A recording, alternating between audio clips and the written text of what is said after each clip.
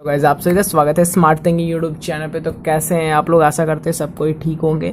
तो आज बहुत इंपॉर्टेंट टॉपिक मैं कवर करने वाला हूं जो 11th क्लास में भी पढ़ाया जाता है, फिर 12th क्लास में भी पढ़ाया जाता है, बट 12th क्लास में फिजिक्स में नहीं, मैथ में पढ़ाई होता है, तो वहाँ पे थोड़ा वास्ट हो जाता है। तो फिजिक्स में बस स्केलर एंड डॉट प्रोडक्ट के बारे में जानना है, कुछ प्रॉपर्टीज जानना है, और फिर हम लोग उसका रिलेटेड क्वेश्चन देखेंगे, और उसके साथ हम लोग थोड़ा सा हैप्पी एंडिंग वाला गेम भी खेलेंगे। तो चलिए वीडियो को स्टार्ट करते हैं बिना समय गंवाए हुए।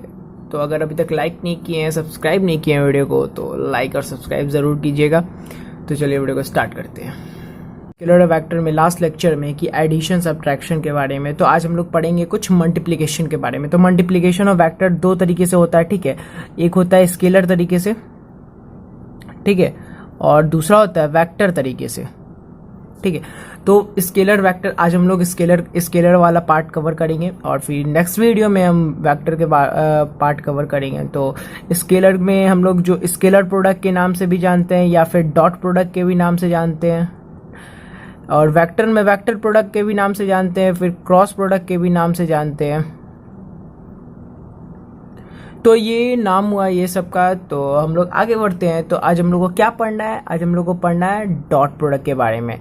तो अब डॉट प्रोडक्ट क्या होता है? डॉट प्रोडक्ट बेसिकली कुछ नहीं होता है, दो वेक्टर रहता है। जैसे मान लेते ए वेक्टर है, ठीक है, A1 i cap plus A2 j cap plus A3 k cap, ठीक है। और फिर दूसरा वेक्टर मान लेते हैं बी वेक्टर, तो B1 i cap plus B2 j cap plus B3 k cap. ऐसे कोई दो वेक्टर होगा, या दो से ज़्यादा भी वेक्टर हो सकता है। तो हम लोग बेसिक पहले हम लोग दो वेक्टर से जानते हैं कि क्या होता है। तो दो वेक्टर में बेसिकली डॉट प्रोडक्ट उसको कहते हैं। तो A डॉट B ऐसे लिखा था डॉट प्रोडक्ट। ये डॉट का साइन आ गया, दो वेक्टर के बीच में था, डॉट का साइन आ गया, इसका मतलब डॉट प्रोडक्ट हम लोग निकाल रहे हैं।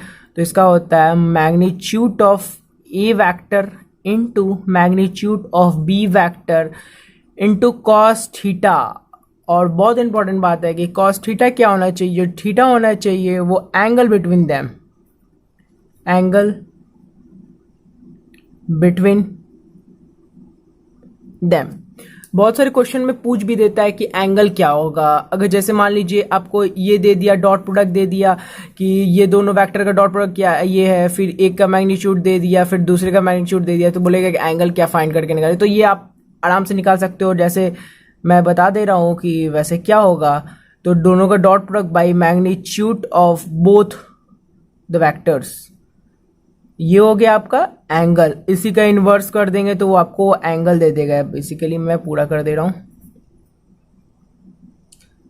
ए vector dot B vector magnitude of A vector magnitude of B vector, ये आपको क्या देगा? ये थीटा देगा।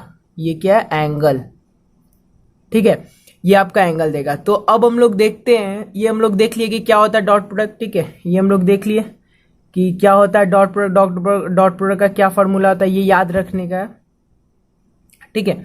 तो ये आप याद रखिएगा कि डॉट प्रोडक्ट का क्या फॉर्मूला होता है। तो अब हम लोग आगे देखते हैं क्या प्रॉपर्टीज के बारे में। हम लोग प्रॉपर्टीज देखते हैं। तो प्रॉपर्टीज क्या कहता है? प्रॉपर्टीज कहता है अगर फर्स्ट प्रॉपर्टीज मैं देख लेता हूं। तो फर्स्ट प्रॉपर्टीज क्या करता है? दो प्रोडक्ट, अगर दो, जैसे मान लीजिए दो वेक्टर क्वांटिटी का अगर क्या बोलते हैं डॉट प्रोडक्ट करते हैं, तो वो हमेशा स्केलर क्वांटिटी देता है। ये याद रखने वाली बात है। क्या देता है? स्केलर क्वांटिटी देता है। कब? जब दो वेक्टर का डॉट प्रोडक्ट करे तो वो स्केलर क्वांटिटी देता है। ये याद रखिएगा, ठीक है। ये बेसिक है, कहीं पूछता नहीं है, बट आपको ये आना चाहिए, ठीक है। सेकंड पॉइंट क्या है कि अगर हम लोग जैसे मान लीजिए ऐसे लिखते A dot B is equal to B dot A भी लिख सकते हैं। क्यों? क्योंकि स्केलर क्वांटिटी है। स्केलर क्वांटिटी मतलब क्या? केवल मैग्नीट्यूड, उसके पास डायरेक्शन नहीं होगा, तो इसीलिए कोई प्रॉब्लम नहीं आ रहा है। तो अब हम लोग वेक्टर में भी पढ़ेंगे कि ऐसा कुछ होता है कि नहीं होता है, तो वो मैं बाद में बताऊंगा आपके, मतलब नेक्स्ट वीडियो में, कि वेक्टर जब कवर करूंगा। तो ये थर्ड प्रॉपर्टी अब देख लेते हैं। जैसे ए वेक्टर है, ठीक है, ए vector dot B plus C vector, ऐसा कुछ है। तो हम लोग इसको सिंपली लिख देते हैं। क्या लिख देते हैं? ए डॉट बी वेक्टर का sum plus A dot C vector का समेशन, ये दोनों का समेशन यही देगा बेसिकली। कुछ होता नहीं है खास, स्केलर क्वांटिटी सिंपली बस ऐड करते जाते, जैसे जैसे मल्टीप्लाई करते वैसे बस सिंपली कर देते हैं। इसमें कोई टेंशन वाली बात नहीं है, स्केलर में कोई दिक्कत नहीं आता है। आपको थोड़ा सा वैक्टर में ध्यान में रखना होगा, कुछ खास नहीं है। और फिर ये बहुत इंपॉर्टेंट है, ये फोर्थ वाला ये याद रखिएगा। वैसे मैं लास्ट वीडियो में भी बता दिया था, क्वेश्चन कर रहा था, तो I square equal to J square, J dot J basically K dot K is equal to 1 के बराबर होता है, ठीक है। बाकी उसके बाद अगर अदर कुछ भी रहा तो 0 हो जाएगा, ठीक है। तो अदर कुछ भी रहा, जैसे क्या अदर कुछ भी में क्या आता है, जैसे यहाँ पे मैं ब्रैकेट में कर देता हूँ आई डॉट जे, ऐसे मान लीजिए जे डॉट के या फिर के डॉट आई, ये रहा तो क्या हो जाएगा, यहाँ पे 0 हो जाएगा बेसिकली क्यों 0 होगा, क्योंकि इसके बीच में दो एंगल के बीच में ये परपेंडिकुलर आता है तो 90 डिग्री आता है, इसको हम लोग 90 डिग्री आता है। तो अगर cos 90 रखते तो क्या होता है 0, cos 90 क्या देगा 0, तो डॉट प्रोडक्ट क्या होगा 0, तो ये दोनों का डॉट प्रोडक्ट क्या होगा 0 बेसिकली, और कुछ नहीं होता है। उसको मैं लिख देता हूँ यहाँ पे। तो दो वेक्टर का अगर दोनों परपेंडिकुलर है, दोनों एक दूसरे पे परपेंडिकुलर है, तो ये 0 देगा। ओके, कोई टेंशन वाली बात नहीं है, समझ में आया कि नहीं, आया ना।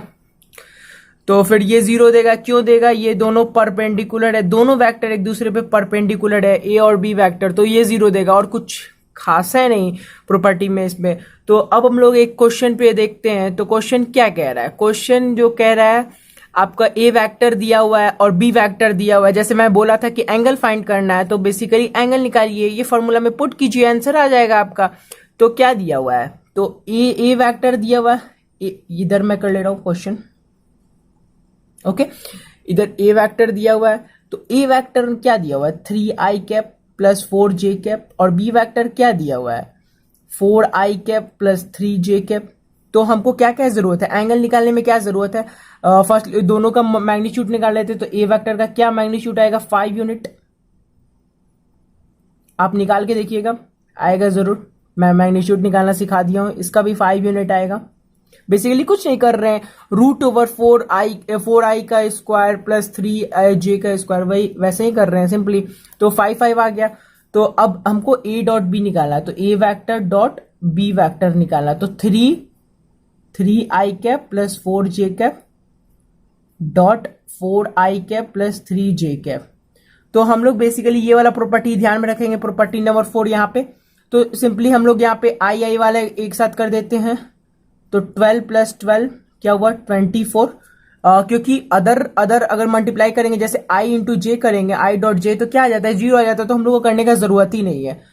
तो फिर ये आ गया डॉट प्रोडक्ट। तो अब थीटा इक्वल टू क्या लिख देंगे, वैल्यू पुट कर देंगे आराम से, ये आ गया 24 डिवाइडेड बाई 5 इंटू 5। तो ये आपका क्या गया आंसर, कॉस इनवर्स 24/25। ओके, तो ये आपका आंसर आ गया ये, ठीक है। तो आपको 2 क्वेश्चन मैं दे रहा हूँ, स्क्रीन पे अभी दिख रहा होगा आपका 2 क्वेश्चन, तो वो आप ट्राई जरूर कीजिएगा, बहुत अच्छा क्वेश्चन है।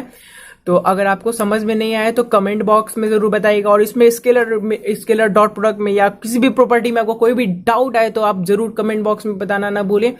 तो अगर कैसा लगा वीडियो आपको, ये भी बताना ना भूले कमेंट बॉक्स में। प्लीज लाइक और सब्सक्राइब जरूर, शेयर जरूर कीजिएगा।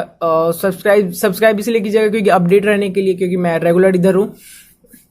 तो चलिए वीडियो को अंत करते हैं। जय हिंद, जय भारत।